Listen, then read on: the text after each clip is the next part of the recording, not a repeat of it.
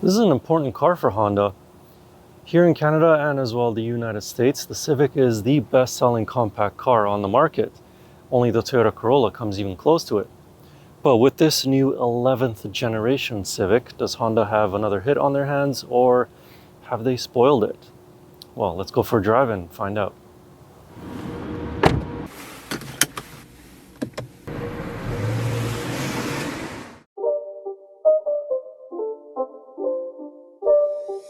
It's not a game, it's a rich thing.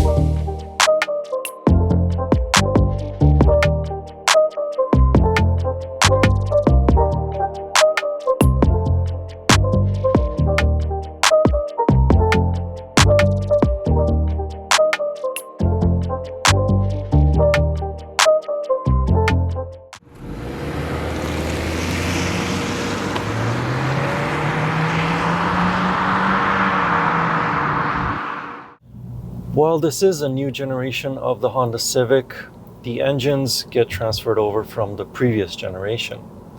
The lower end trims get a 2-liter naturally aspirated 4-cylinder with about 160 horsepower.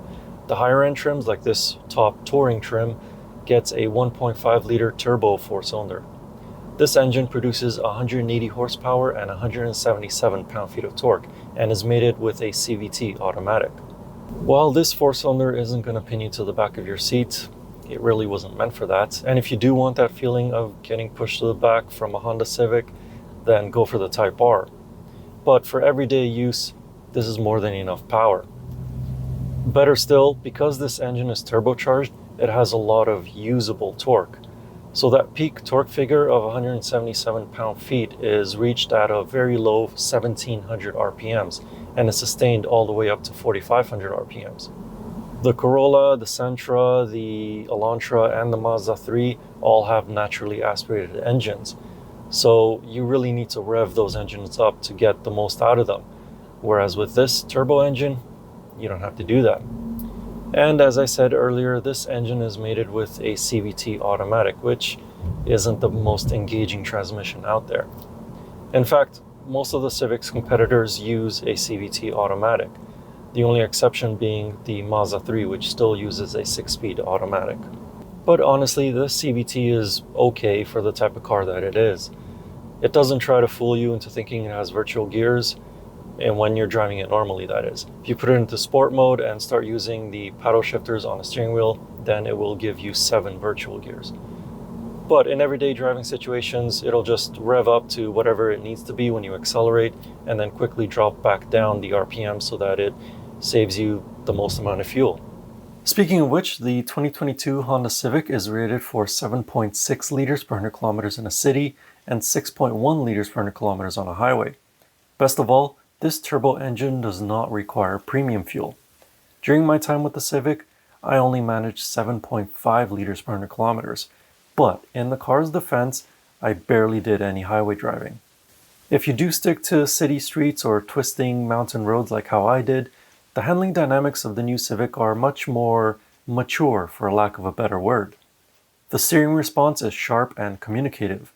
It's also nicely weighted so that it doesn't feel too overly assisted when you want to have a bit of fun, but also not too heavy when you want to park the car in a tight spot. Sure, the tires will squeal in agony if you drive it like a hoonigan around the corner, but this is not meant to be the sporty Civic trim. The SI and the Type R will come later. However, there are a couple of things that some people may not like about this new Civic. Firstly is the brake pedal. It doesn't really take that much effort from your right foot to actually slow the car down and come to a complete stop. What I'm saying is that it is pretty sensitive. So those with a heavier foot, it might take you a little while to get used to it. The second thing is this, as well as the Nissan Sentra, both have really bad turning circles. The Mazda 3, Hyundai Elantra, and Toyota Corolla all have better turning circles, thus much better to maneuver at parking lot speeds, for example. But other than those two little niggles, this is a fantastic and very easy to drive car.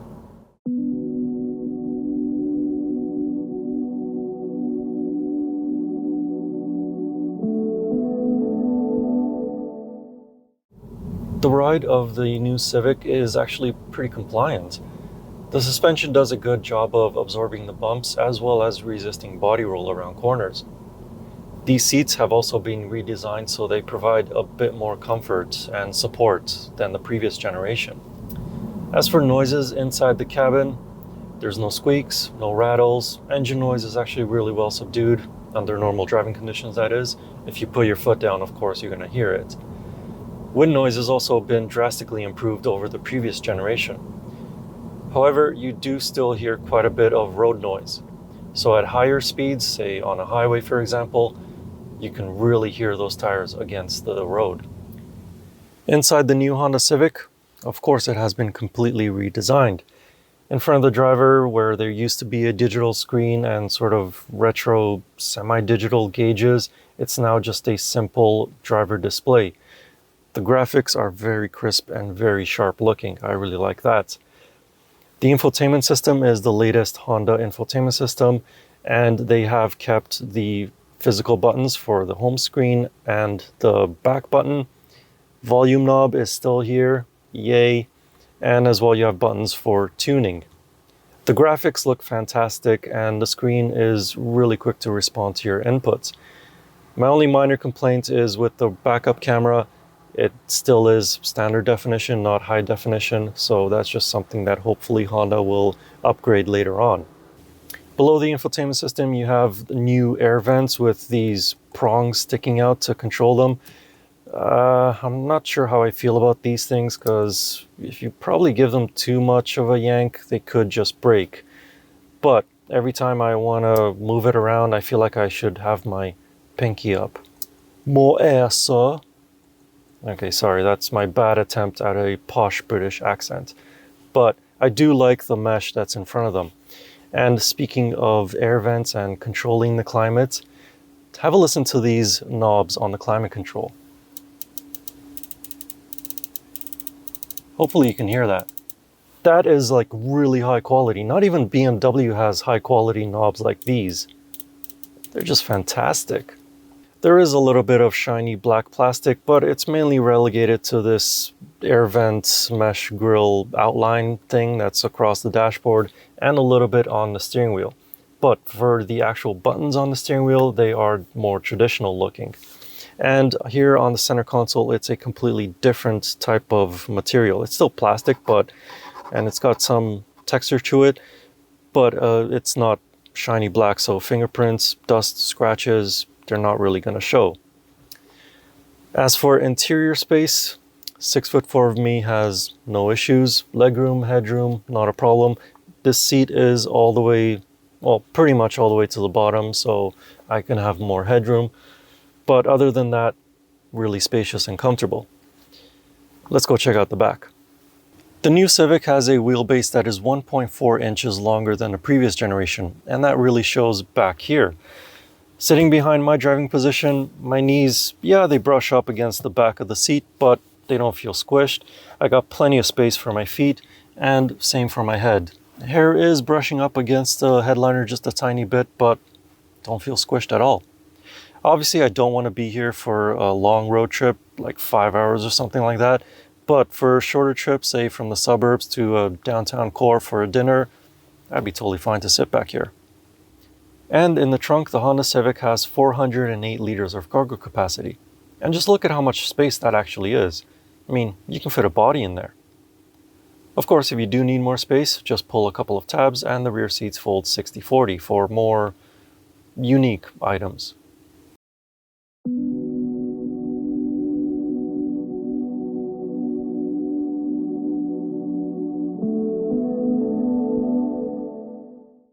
The 2022 Honda Civic starts at just under $24,500 Canadian for the LX trim. This top touring trim will cost you just over $30,500 Canadian. For that starting price, the new Civic is very well equipped.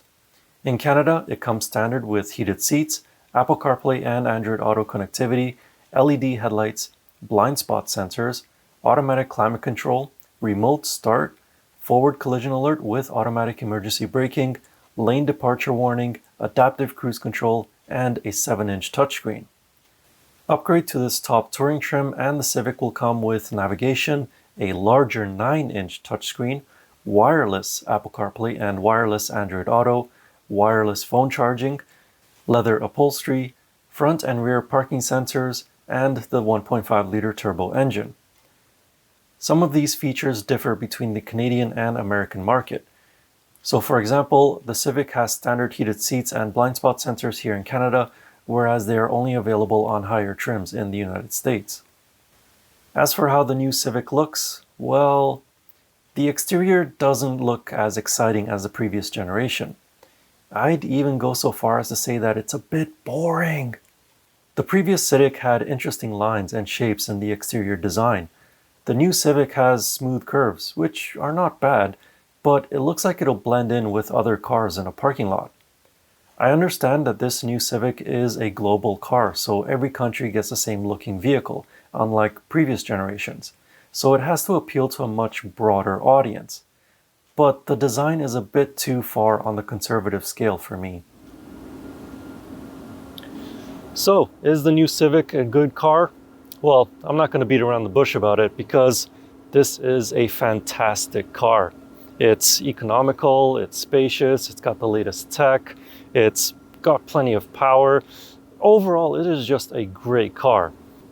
And if you want to know more about this Honda Civic, I wrote a more detailed review of it over on my website. You can find that link in the video description. And as always, I will see you in the next car or truck, or most likely it'll probably be an SUV. Anyway, thank you for watching. Please like and subscribe, and see you in the next video.